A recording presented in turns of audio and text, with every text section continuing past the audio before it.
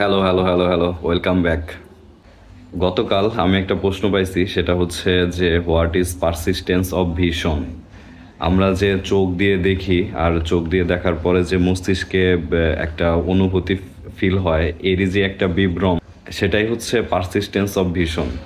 বিজ্ঞানীরা বলে যদি কোনো একটা বস্তু বা কোনো একটা যে কোনো কিছু আমাদের চোখের সামনে থেকে অতি দ্রুত চলে যায়, তাহলেও আমাদের মস্তিষ্কে একটা রেস থেকে যায়। আর এই রেসটাই হচ্ছে একটা বিভ্রম। বিভ্রমকেই বলা হয় হচ্ছে পারসিস্টেন্স অফ ভিশন, যেটাকে নিয়েই অ্যানিমেশন বা ফিল্মে আমরা ব্যবহার করি। যে ফিল্মে একটা ছবি যদি থাকে, একটু স্লাইডলি চেঞ্জ করে যদি পরপর কয়েকটা ছবি দেখানো হয় এবং কি সেটা 1 সেকেন্ডের মধ্যে, তাহলে আমাদের মস্তিষ্কে সেটা ফিল করে যে এটা একটা চলমান চিত্র। আসলে কিন্তু এটা ছিল হচ্ছে একটা চিত্র।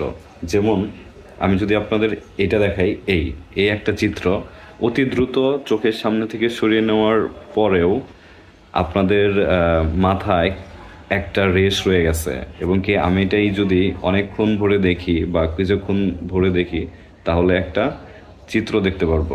এই চিত্রটাই যদি আমি একটু চেঞ্জ করে, এই চিত্রটাই একটু একটু স্লাইডলি চেঞ্জ করে 1 সেকেন্ডে 24টা থেকে 30টা ছবি দেখাই, তাহলে আমাদের ব্রেনে মনে হবে সেটা একটা চলমান চিত্র। যেমন অ্যানিমেশন সিনেমা, মিনার কার্টুন বা এনিথিং, অ্যানিমেশন কার্টুন। তো এটা হচ্ছে শুধুমাত্র সেম ইমেজের একটু একটু স্লাইডলি চেঞ্জ করে আমাদের সামনে 1 সেকেন্ডে 24 থেকে 30, 24টার উপরে অ্যাটলিস্ট, যখন 24টা ছবি আমরা 1 সেকেন্ডে দেখি, আমাদের মস্তিষ্ক সেটাকে একটা চলমান চিত্র হিসাবে দেখতে পারে। সিনেমার ক্ষেত্রেও সেম, যে একটা ইমেজ, শুধুমাত্র একটা স্টিল ইমেজ যদি চোখের সামনে থাকে, তাহলে সেটাকে আমরা স্থির চিত্র দেখি, এবং কি সেটা যদি 1 সেকেন্ডে 24টার বা বেশি, 24টার বেশি যদি ছবি, একই ছবি জাস্ট স্লাইডলি একটু চেঞ্জ করে দেখি, তাহলে সেটাকে মনে হয় একটা চলমান চিত্র। তো এটাই হচ্ছে হচ্ছে পারসিস্টেন্স অফ ভিশন। আর সব থেকে সহজভাবে বললে যেটা হচ্ছে যে এই যে আমরা ফ্যানটাকে দেখলাম, এই ফ্যানটাকে এখন মনে হচ্ছে যে এটা একটা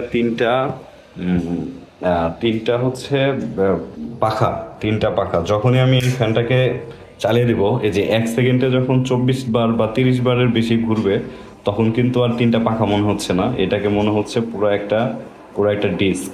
এই যে এখন কিন্তু আর পাখা নাই।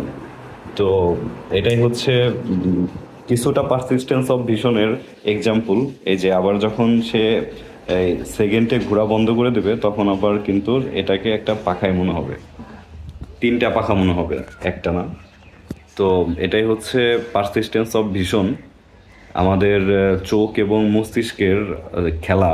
এই খেলাকে ব্যবহার করেই হচ্ছে সিনেমা বা অ্যানিমেশন এগুলা বানানো হয়। মানুষের এই বিভ্রান্তিকে, চোখ আর মস্তিষ্কের এই বিভ্রান্তিকে কাজে লাগিয়েই। তো এটা ছিল খুব সহজভাবে। আরও যদি কঠিন বা আরও যদি এক্সাম্পল দিয়ে বলা যাইতো, সেটা আরও হয়তো বা বেটার হইতো। তো আশা করি কিছুটা বোঝা গেছে।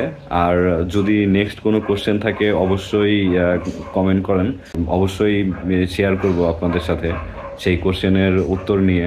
তো দেখা হচ্ছে পরের ভিডিওতে। আল্লাহ হাফেজ, বাই বাই।